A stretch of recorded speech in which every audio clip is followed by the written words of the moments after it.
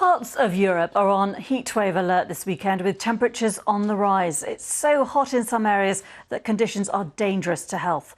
Spain, which has already seen its hottest May since the beginning of this century, is sweltering under temperatures reaching as high as 43 degrees Celsius. Wildfires are also reported. Firefighters in several regions, including woodlands in Catalonia. France is seeing its earliest ever hot spell, according to forecasters, exacerbating a drought and again raising the risk of wildfires. Here in the UK, level 3 heat warnings have been issued for parts of southern England and what's officially been the hottest day of the year. It's not just Europe. In the United States, around 120 million people are under some sort of advisory as the heatwave scorches the upper Midwest and the southeast. Dr. Paolo Ceppi is a climate scientist at the Grantham Institute at Imperial College here in London. Explain why we're experiencing more heat waves. Well, first of all, every heat wave is like a weather event, right? And the weather is naturally quite variable. So it takes some unusual weather to generate a heat wave. Like, for example, for the current heat wave in Western Europe, we have unusual winds that are bringing very hot air from North Africa, from the Sahara into the Western European region, and that's leading to the very hot temperatures. But then, of course, as you said, there's also the climate change factor, and we know very well now, the science is very established that global warming is really making every heat wave more severe and also making heat waves more frequent. So to put some numbers on this, for example, very recently, we had a heat wave in India and Pakistan over the spring.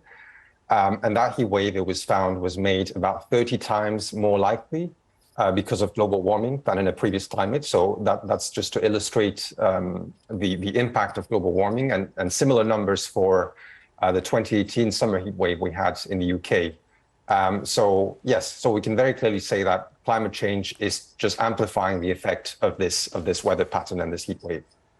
And for people who are worried about what happens, I personally was caught up in a forest fire last summer in France. It was utterly terrifying. We were so lucky to get out.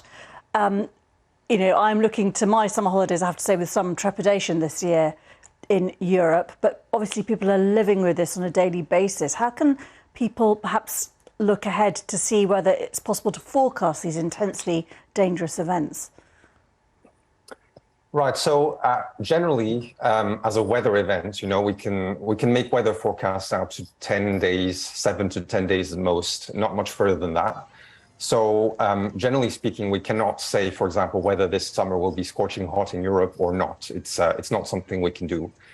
What we can say, however, is that, of course, again, coming back to climate change, with climate change becoming and global warming becoming increasingly severe, that will automatically make the likelihood of such heat waves and the associated impacts like droughts and forest fires and so on, all of these things will automatically become more frequent and more severe.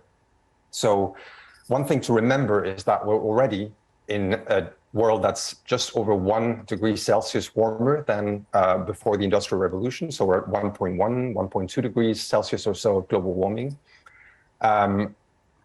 Already, in the present day climate, a heat wave that happened every 10 years would be happening every 3 to 4 years. And in a world that's 2 degrees warmer than pre-industrial, before the Industrial Revolution, it will be happening more than every other year. So it will become really a normal event, so to speak. So that's just to say that what used to be extreme is becoming the new normal. And that's increasingly going to be the case as we go towards higher temperatures.